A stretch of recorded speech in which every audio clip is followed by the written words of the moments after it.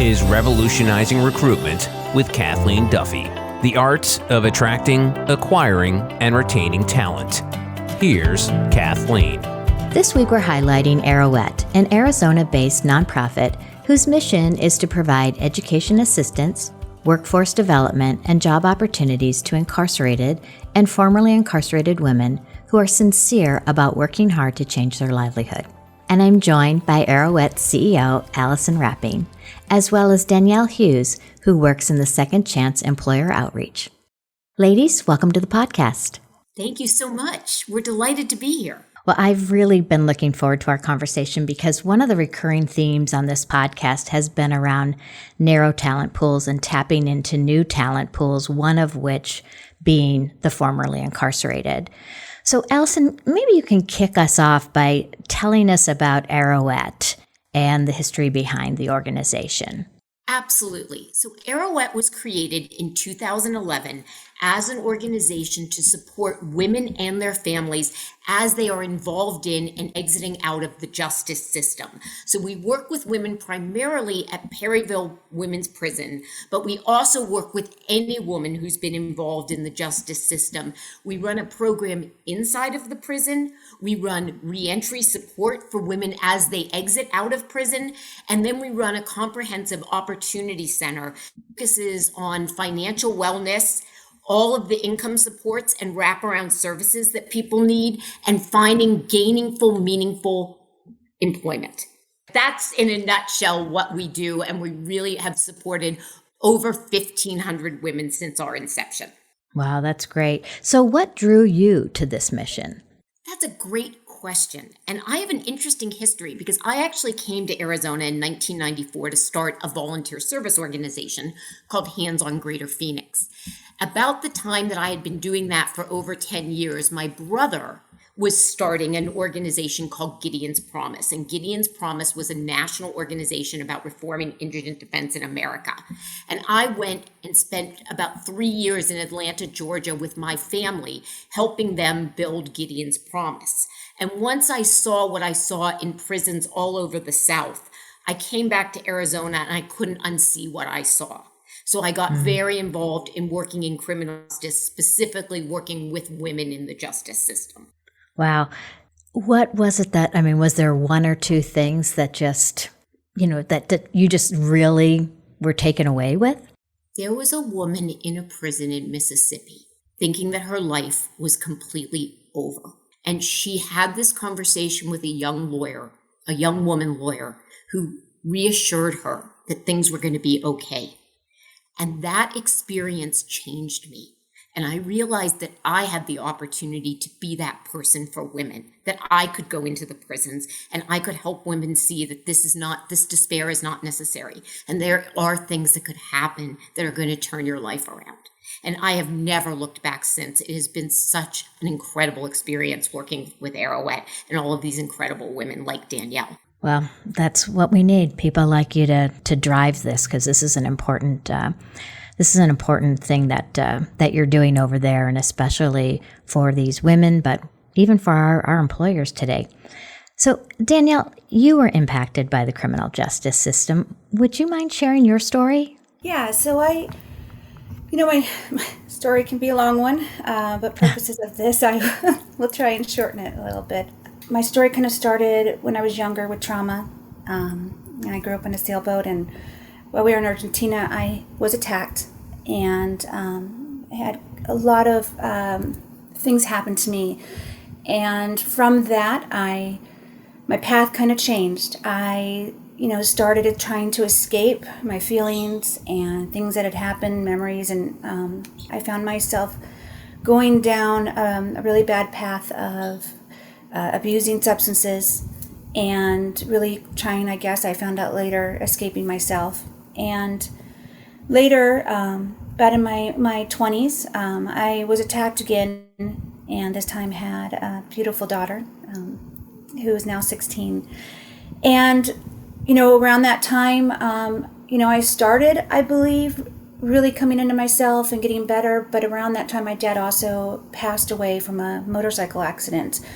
And everything went downhill from there. And that was my first introduction to incarceration. I was given 3.5 years. I was allowed to take my daughter. It was in California, a little different than Arizona. And we ended up doing exactly 1 year. And, I have to say that I think in that time and place, I just wasn't there yet. I wasn't ready to really face things that had happened in my past.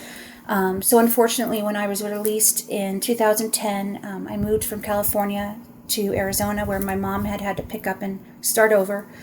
And I found myself in a relationship that was extremely abusive, physically, verbally.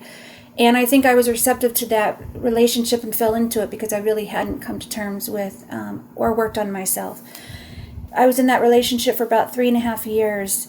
And because of my past charges, this time it was simply, 3 gold chains that I pawned that were not mine, but I found myself looking at a pretty serious sentence.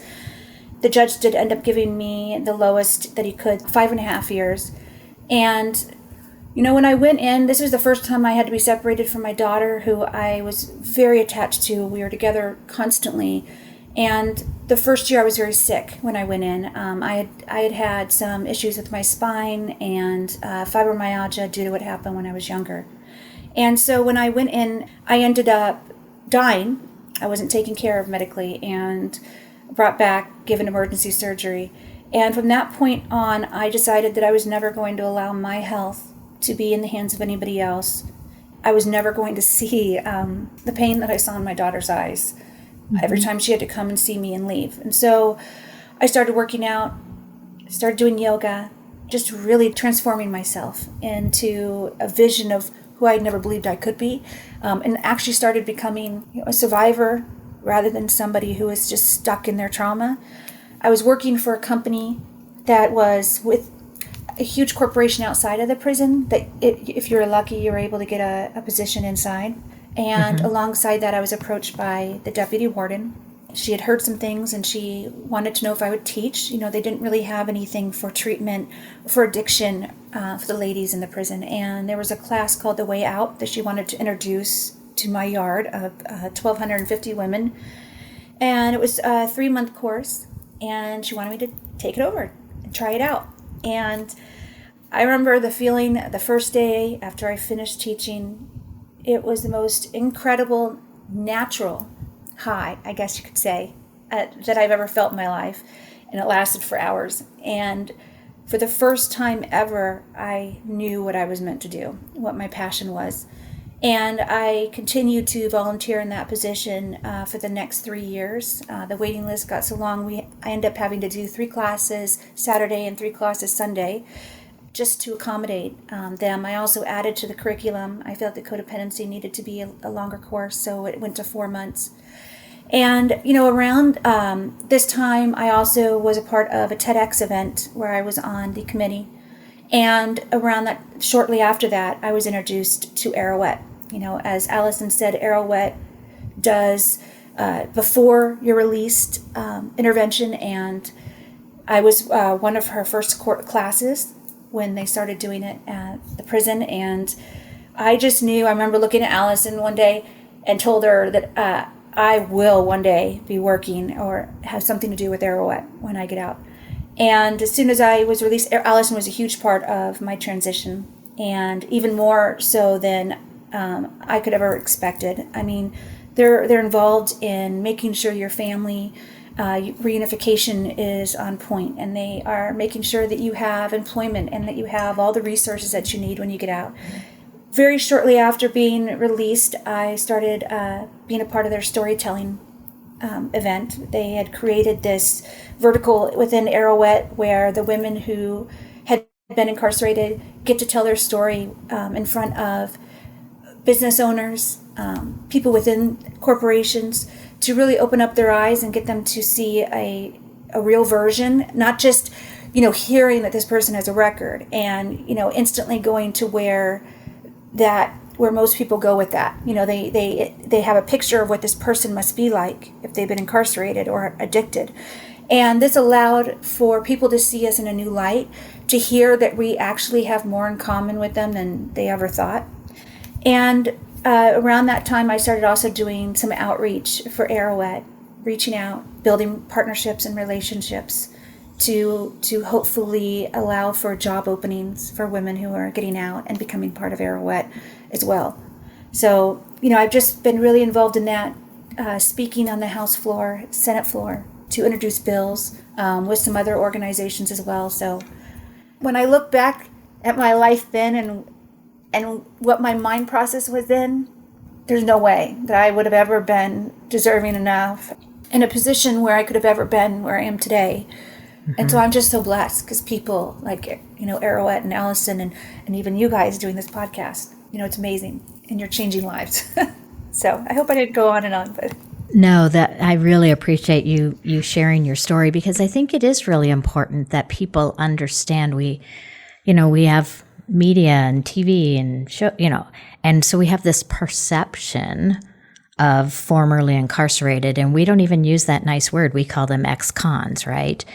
And so, you talk about this storytelling event, and so in 2019, I attended the annual Conscious Capitalism conference that was here in Phoenix, and I heard these stories from the formerly incarcerated women.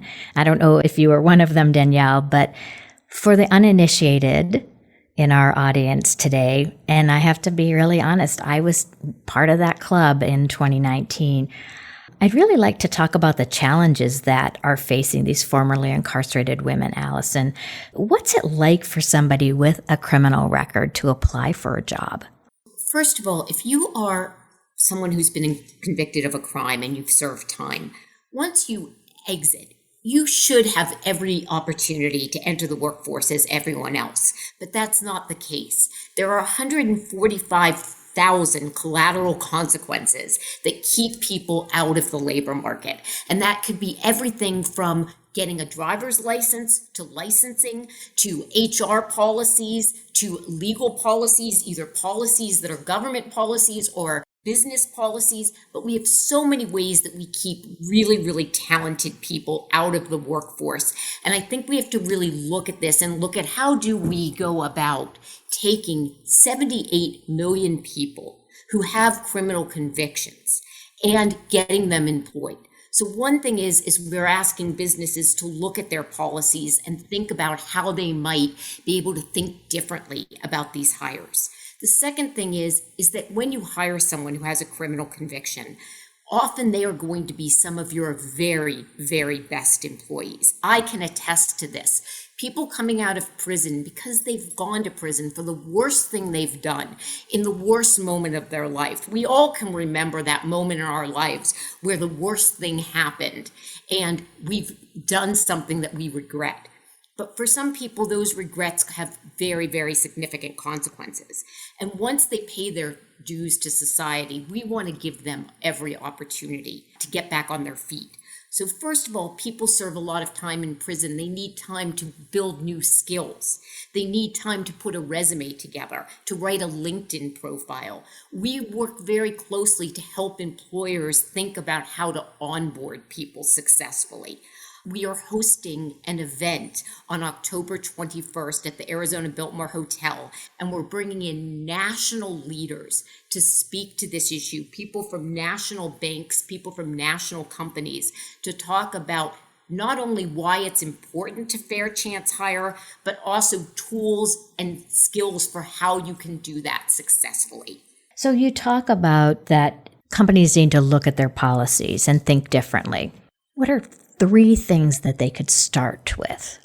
First, when you go online, the algorithm may automatically kick people out just because they check the box on the computer that says, I've been convicted of a felony.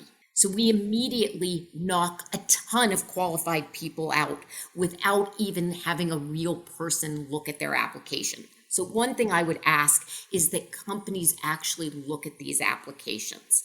The second is if somebody interviews and you love them, and at the end, and they say, is there something else you want to add? We work really closely with the women on how to answer that question. We ask that if somebody says, I have a criminal record, you really let them tell their story, and you go back and you think about what this person has done, how they have repented for the mistakes that they've made, and give them a chance.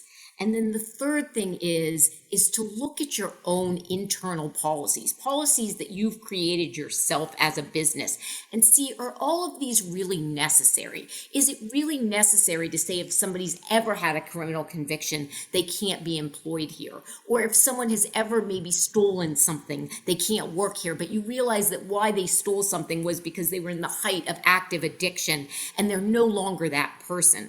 So I think three things are: look at the algorithm on your online hiring. The second is to really look at your own policies and procedures.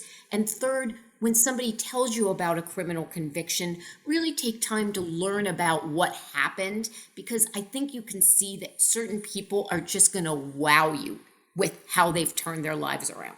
Yeah. And I think, when I was at that conference and I was able to listen to the stories of these women, that was probably the huge takeaway for me. A mistake was made.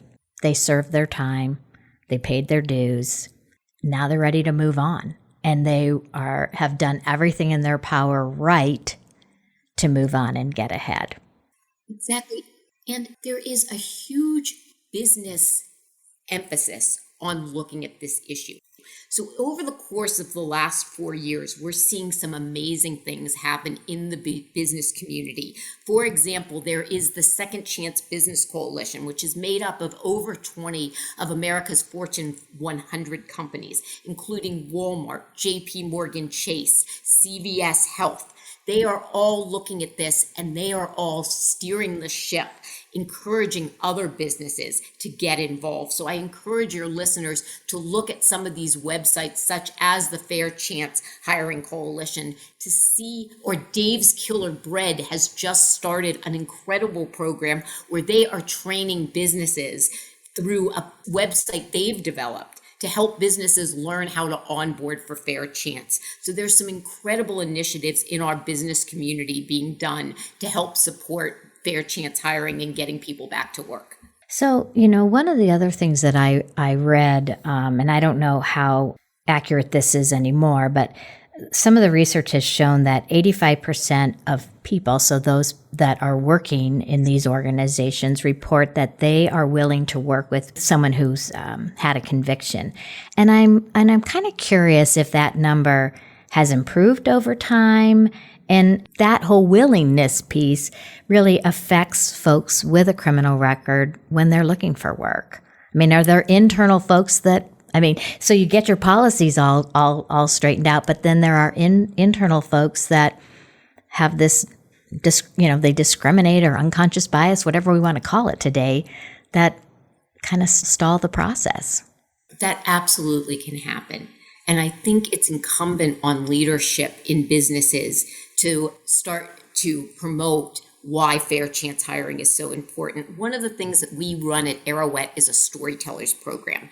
And the whole purpose of the storytellers program, which Danielle is a part of, is to really meet with businesses and have our storytellers tell their stories of success. Because I think sometimes if somebody's skeptical, if they hear success stories, that is going to help alleviate that skepticism. We have talked to over 30 companies in the last 3 years, including JP Morgan Chase. We've talked to a number of businesses about the importance of Fair Chance hiring, and I'm really proud to say that we've probably encouraged at least 20 businesses in the Phoenix area to consider Fair Chance employment. So let's talk about Fair Chance hiring a little bit in more detail. So companies need to broaden their pool of candidates. And I also read that justice impacted people is one of the nation's largest untapped talent pool. I mean, that's crazy. Looking at Fair Chance hiring, how can hiring leaders really discover this untapped talent? I mean, there's obviously some leaders through this, so maybe we can get into some more specifics around where can people go, how can they get involved and really tap into this pool of talent? So I'm going to make a couple recommendations. First, Koch Industries, in partnership with SHRM, put together a toolkit about 4 years ago, a fair chance hiring toolkit that you can get on the SHRM website for free. So I encourage everybody to download that toolkit. That is a really good way to start to think about how you can do this.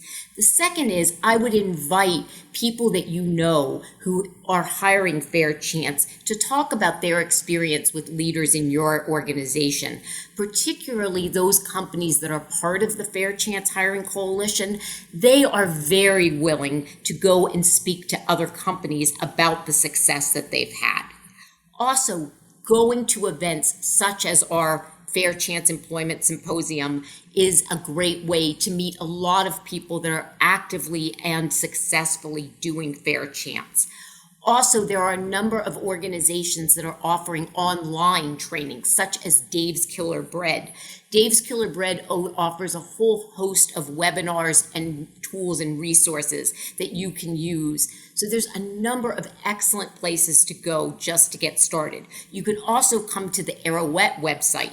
We may not be able to help you specifically, but we can certainly let you download all of our tools. And if they're of value to you, we're happy to let you use them.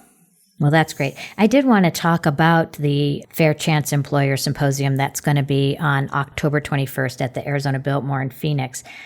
Is this kind of like Fair Chance Hiring 101 for those uninitiated people? What a great question. It's actually for everyone. It is absolutely Fair Chance 101. If you're interested in Fair Chance and want to learn more, come to this. We are inviting major business organizations to come and speak. So it's not just businesses, but the organizations that represent these businesses are going to be our keynote speakers.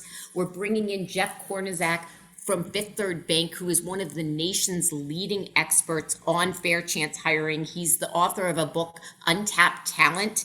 I encourage everybody to read the book. It literally is a blueprint for how to do this. He's going to be our keynote speaker. Then we're going to have a panel of business leaders talking about the business case.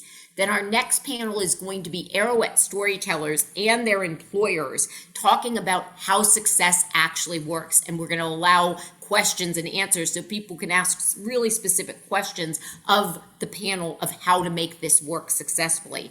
And then we're going to close with Ken Oliver, who's the head of the Checker Foundation, which Checker Company is the background check company. They have developed a comprehensive foundation. He leads that foundation, and he's going to be talking about action steps, what we need to do to move forward and create more opportunities for fair chance hiring, specifically for the state of Arizona. Well, it sounds like a fantastic. What is the best way for people to learn more about it? ArouetEmpowers.org. Again, ArouetEmpowers.org. There's also going to be a series of blog posts and how-to articles that you're welcome to reference that you can read in advance. And so you can come to the conference well prepared with your questions. And we're going to open it up so that you can meet these experts yourself and learn directly from them. Great. Well, for those of our listeners that are not located here in the Valley of the Sun, will there be an opportunity to attend this virtually? There won't be an opportunity to attend it virtually, but we are putting together some written materials and worksheets, and all of those are going to be available on our website. We also are happy to talk to any employer in any state who just wants some advice or ideas as to how to do this. They are welcome to call us. We know a lot of the organizations nationally that do this work, and if it's not in our state but another state, we can probably help you locate an organization that can support you in the state that you're in. Great. And the tail end of October at the Arizona Biltmore is a lovely time to come visit our state, right? Absolutely. Well, on that note, let's take a break. But coming up in the second part of my conversation with Arouet's Alison Rapping and Danielle Hughes, Alison shares what Arouet is thinking when it comes to criminal justice reform. How can we come up with better solutions that are more cost-effective, that are more humane, that will allow for better results? This has been Revolutionizing Recruitment with Kathleen Duffy. To connect with Kathleen or to learn more about recruitment research, go to duffygroup.com.